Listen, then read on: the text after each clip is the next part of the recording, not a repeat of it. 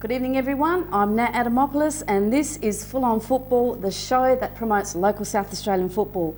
Well, we've been out and about again last week. We took footage of 3 different games and some very interesting results and some very interesting, it's actually a couple of surprises too across all 3 leagues. As we do normally, we have guests in the show, in the studio, to let you see who's out and involved with the game. And tonight we've got 3 great guys, all contributing hugely to their clubs, and 3 guys representing all of the 3 leagues, so it'll be great to hear from tonight. Joining us, of course, for the Super League segment is a man who wears very many hats, let me tell you, a very busy guy, and we're really pleased that we've been able to get him on the show tonight, and that is, of course, coach of Modbury Jets and also president / chairman, whatever you like to call yourself, Neil Henderson. Thanks for coming on Full On Football. Yeah, thanks very much, Nat. Pleased to be here. Absolutely lovely to have you here, and I do appreciate your time because I know you are so busy. Yeah, I have been. Now, before we start talking about the match, of course, Friday night football down at Jet Park, which is great success, and I'm glad that it's back on Friday nights. Yes. Just want to let the people know about Modbury Jets. A lot of upheaval over the last couple of years. Let's start, for instance, going back a couple of years ago, you had your stalwart Mickey Dye unfortunately pass away. So big loss to the club. Everyone has to rally around and keep the club going. Then last year you had, then basically after that you had quite a bit of exodus of players. You had Vesterveld, you had Menakella, Marway, Barney Smith leaving. So again, a lot of upheaval for the club. And then of course last year Dwayne Gray finishing his stint of 14 years as coach, leaving the club due to work commitments, and also one of your great defenders, David Crow, leaving as well. But of course David has since come back from Salisbury, which has been a great inclusion to the club.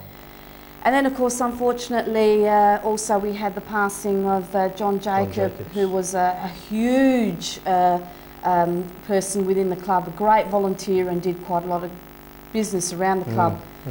How do you pick yourself up from something like that? Yeah, well, I guess you've covered all of it, to be honest with you, Nat, over the past 2 to 3 years, and I guess there's been still enormous stability in the club, but it'd be fair to say there's been some disruption in the club, and I came into the club last year as acting president, and we had to make some tough decisions, and we were kind of hoping the deal was with myself in particular was to hopefully have Dwayne Gray at the helm for 1 more year. We've got some wonderful opportunities this year off the ground to turn the club around. We've been fairly focused in making sure that our finances are in good order, and they haven't been for at least 3 to 4 years, and it has been a huge turmoil, probably that more than anything else, and I'm proud to say that the club is in good order in that area. Mickey Dye, unfortunately, when he had passed away, had left a bit of a legacy there, and it was very difficult for a lot of people to actually find where the club was at from a structural point of view. And then lastly, obviously JJ passing away was extremely sad and very sudden. That really didn't help the processes from a committee point of view as well. But we've dusted ourselves off quite nicely, and I must say that the club, you know, the brand Modbury Jets still wants to be certainly in the Super League. We had Jason Hayhurst take the club over at the start of the season, and certainly had all the credentials. Fantastic guy, and we were sorry to see him go. There was a bit of an issue where the senior committee had brought forward to our executive who was 7-1, and our club's very focused on milestones, and every 4 to 5 weeks we reassess where the club's at and where we want to be in the future. So as a subsequence from there, the club decided to let go Jason. It was quite unfortunate at the time, but decisions at the end of the day had to be made on a 7-1 story. So they asked me whether or not I was interested in taking over the club. There was a couple other things that were on the table that didn't come to fruition, but at the end of the day I was happy to do that. As you know, I've been working with Dwayne for a long time, and it was more, I guess, the matter of fast-tracking the club. I knew the players well enough, and hopefully now we can move forward. I've been reasonably successful so far with 1 win and a couple of losses, but I'm fairly comfortable that over the next 8 games we can still have the destiny in our own hands at this stage and not depend upon other clubs losing. Now I have to say I have seen quite a few of the matches of Modbury, and I've got to say I commend the players that are still within the team.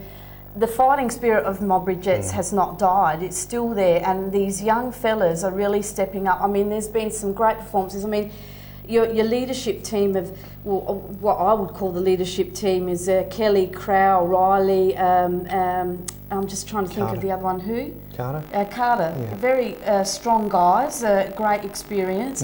But then the young guys have stepped up. People like Russell Clayton still performing. Anthony Salanga has been great with some of his matches. Yeah. So, you know, the young guys are really stepping up to try and learn from these older blokes. And some of the matches have been great. You've had a lot of chances, but unfortunately can't find the back of the net. Yeah, I'm glad you've recognised that, Nat, and in particular it's really good that you've actually picked up on those 4 guys that are part of our senior group. Since I've been in there, I've made a bit of a story there to make sure that those guys embrace the youth, and they've got certain jobs to do off the pitch as well as on the pitch, and are doing a fantastic job over the past 3 weeks. Got a couple of other young guys coming through at the moment, and I can say that certainly this week against Para Hills will be some more changes to the club. But I'm more than confident after seeing Raiders and Para Hills last week that we should be able to tick a few boxes and hopefully be successful against Para Hills.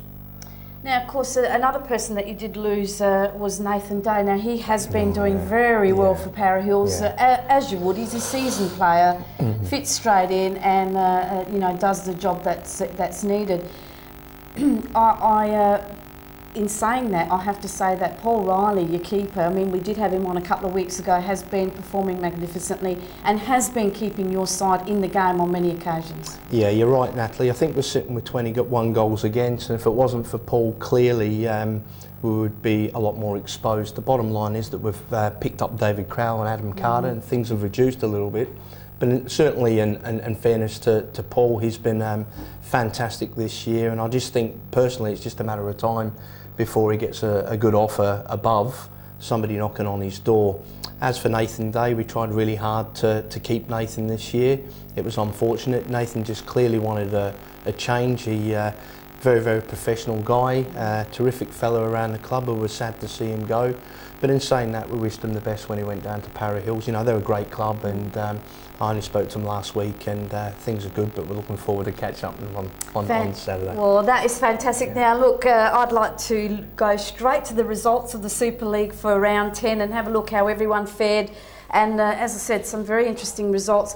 Your game on Friday night football is a success at Modbury, and I do enjoy going there, and I think quite a lot of punters do like going down there. Hasn't been great weather, but the people are still going down there. Of course, a very, very tough match, as we'll see from some of the footage that was taken. Didn't quite make it, but you did go down to Blue Eagles 2-1. Now, this is top of the table up against bottom, and it certainly didn't reflect that in the match. Russell Clayton scoring for Modbury, and Gianluca Legati and Angelo Arambatz scoring for Adelaide Blue Eagles. Then, of course, we had Adelaide Hills take on Adelaide City at home, and unfortunately Adelaide Hills weren't successful. They went down 5-2 to Adelaide City. Negus scoring a hat-trick, Boudin and De Silva scoring for Adelaide City, and Coombs scoring for Adelaide Hills, and also an own goal there. Campbelltown City 2, Western Strikers 1. Western Strikers did go 1-0 up. Again, Jason Trimboli scoring a double, as he did last week, and he's been prolific there for Campbelltown, so another seasoned footballer doing very well at his club. Raiders 3, Para Hills Knights 2. Raiders did go 3-0 up. Para Hills did pick back 2, with Nicky Ward getting both of those, and Paul Mackey, Reece Townsend and Mimi Sarich scoring those 3 for Raiders. And then, of course, Metro Stars and Adelaide Galaxy, as I predicted, took out a draw, and it was a scoreless draw, so a very, very tough match there. And again, we'll see footage of that match along with the Raiders and Para Hills match later on. Just want to draw your attention to the ladder, Neil. Yeah, and I know you probably wouldn't like to look at this ladder, but you know, the ladder does not tell the story. As I said, you guys have been fighting hard, and unfortunately haven't been able to get too many wins, but hopefully with a little bit more endeavour and getting that back of the net. The back of the net is all that counts, and hopefully you guys can do that. So let's have a look where everyone stands. Blue Eagles on 21 points on the top, still got a game in hand. Metro Stars also with a game in hand on 18, equal with Raiders on 18 points. So Raiders doing very, very well for themselves this year.